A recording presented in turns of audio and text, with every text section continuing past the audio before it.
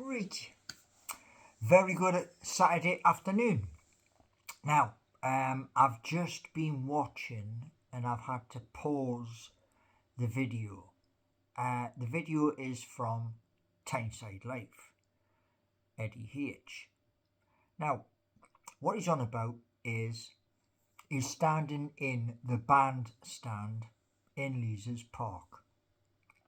And he did a video the other day which Matty Renton spoke about of the Magpie Channel TV, and then Rubenstein also picked up on it as well. Now, here's my point, right? There's an opportunity. It's a once in a lifetime opportunity. So I'm going to give you my take, because obviously the Public Investment Fund of Saudi Arabia are willing to do a check, and it's a big one. So I'm going to break it down into 3 different versions. So we all know that we need extra seats inside St James's Park. We all know that. So here's my point. First is we rebuild St James's Park. We knock St James's Park down, and the full area which would be used, we then build a stadium similar to the Spurs Stadium in London, or even the Emirates Stadium where Arsenal play. Brand new stadium. However, that comes with a little bit of a hiccup, and to fix that little bit of a hiccup, Newcastle United will be playing at another place, probably somewhere like Hunter's Moor or the Town Moor, because the Town Moor is massive, and it would be one of those stadiums where, for temporary use, where they would come in, put the units in, play the match, and then they would basically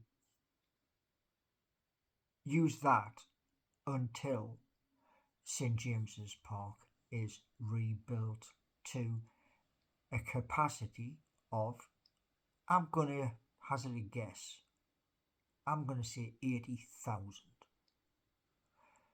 Now, in his first video, Eddie was talking about a conversation with Darren Eales, our CEO. And Darren Eales was talking about empty seats inside St James's Park when it's rebuilt, and the negative impact of that. So I think 80,000 is a really good number, and that would take us into the top 3 behind Wembley Stadium. And with a brand new build, we would have the latest technology. We would have more corporate boxes inside St James's Park, and more opportunities for revenue. Now, second point is this.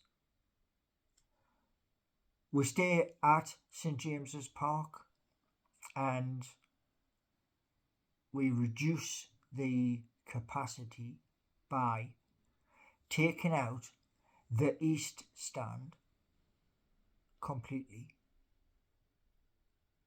and we rebuild that east stand, taking out Leazesterrace completely. And here's the thing, right? You can dismantle a property that is protected by law as long as you rebuild that said property somewhere else. You're just moving it. I'm going to give you an example.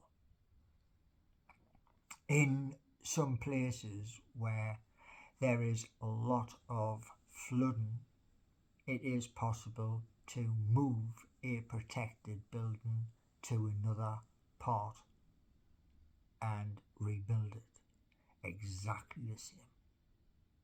So my point of view on the second one is we take out the whole of the east side of St James's Park and we rebuild. Also, we also have the Gallowgate, which is in desperate need of an upper tier. Now, considering we've got the money to do this because of the Public Investment Fund of Saudi Arabia, they're going to be hiring the best of the best to do this. And we all have to remember this. The funding is coming from them. They got very, very deep pockets. So there would be some kind of tunnel for the road which runs outside of Shearer's Bar and the club shop.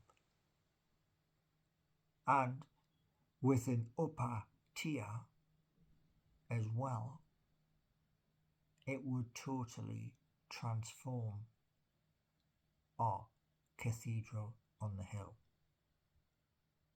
and make sure that all of the sides of St James's Park are identical.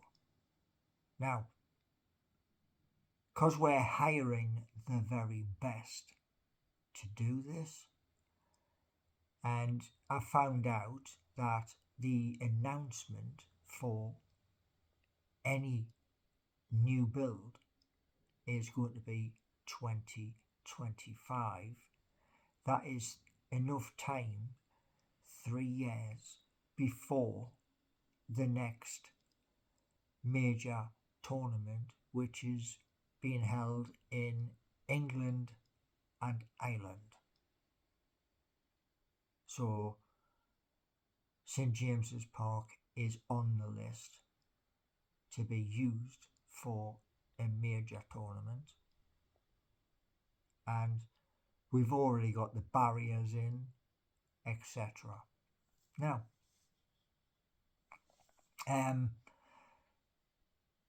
another option, and this option is we leave St James's Park for another part of the city, perhaps down by the Red Youth Bridge. We buy the what's it now called? You know, the arena as you're coming across the Red Youth Bridge on your left hand side. We buy all of that outright and we build a brand new stadium there. That means leaving St James's Park for development or maybe for the ladies football team and to be shared with Newcastle Falcons, who have their ground at Kingston Park. So it could be co-shared. But the thing is this.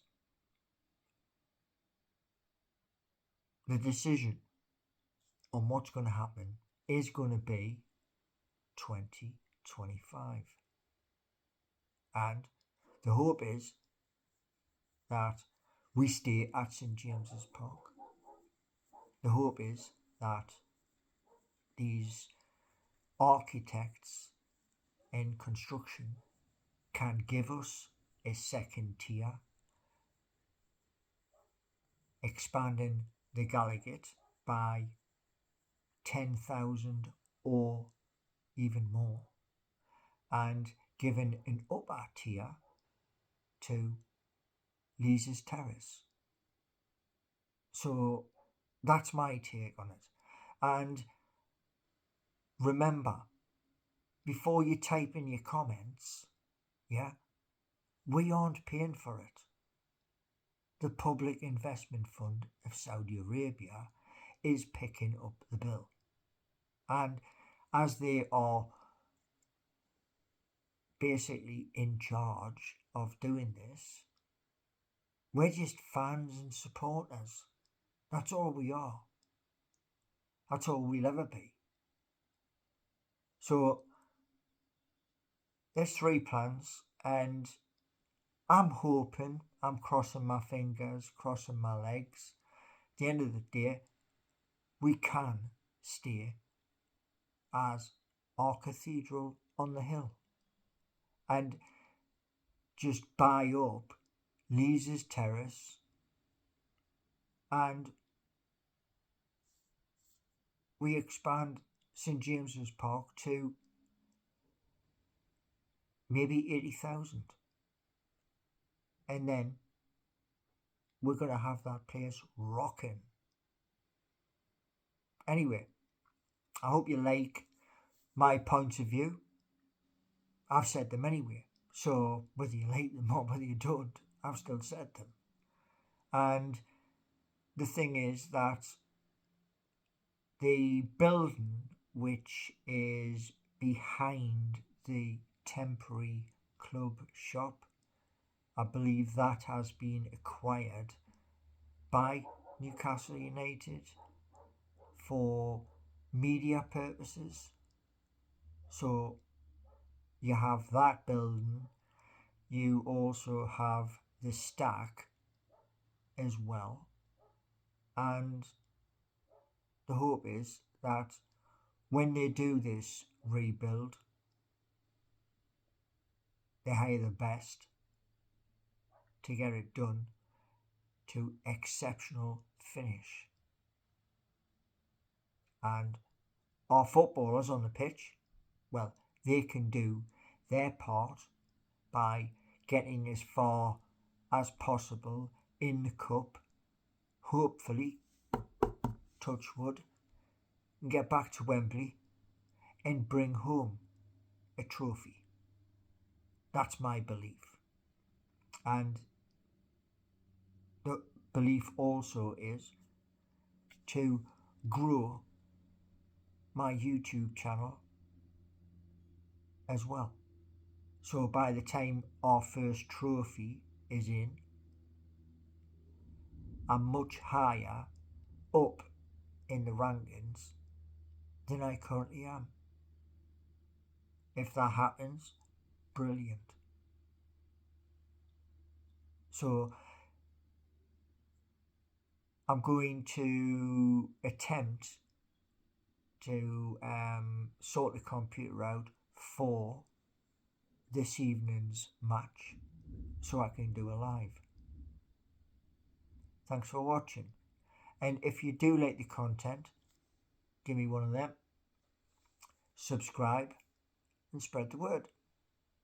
And to those of you who are looking for merchandise, it's paul-gallant-shop.fourthwall.com, and there's 10% off all products up to $50 in value, and there is promo code autumn_20 RKIM